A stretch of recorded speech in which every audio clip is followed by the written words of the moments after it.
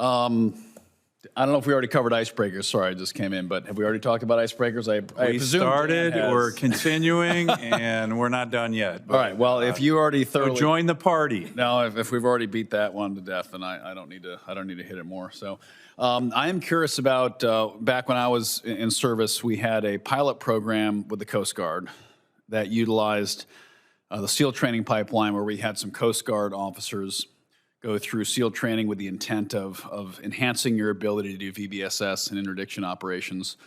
That program was subsequently shut down. And of course, in light of recent events, I think we're seeing that the spirit of that program is very much still in demand.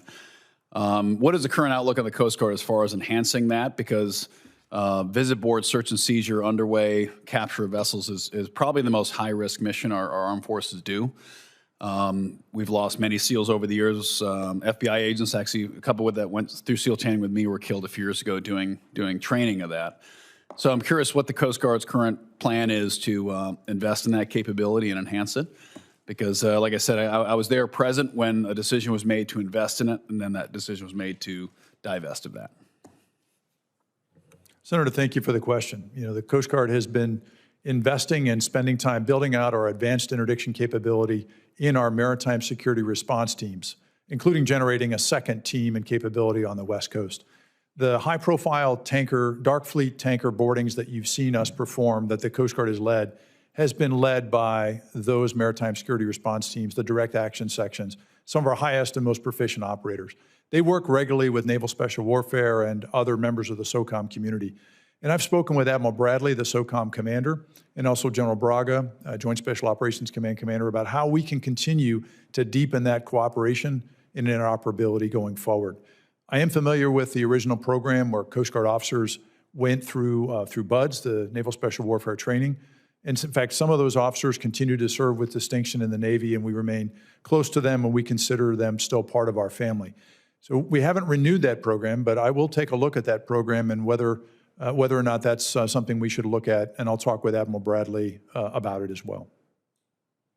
Yeah, and I bring it up only because the very history of special ops in the American military, although it's all in vogue now with global war on terror, the history of SOF is actually one of investment and then very quick divestment when it's not convenient to keep the snake eaters around, and they have long hair and they get in trouble a lot and they usually drink too much. So the services quickly disband them oftentimes after the conflict's over, and then are forced to recreate that capability again later when it's needed. And almost every branch has made that mistake. And luckily, you know, after the Eagle Claw mission in Iran, jointly as a military, we recognized, let's institutionalize our special operations capability.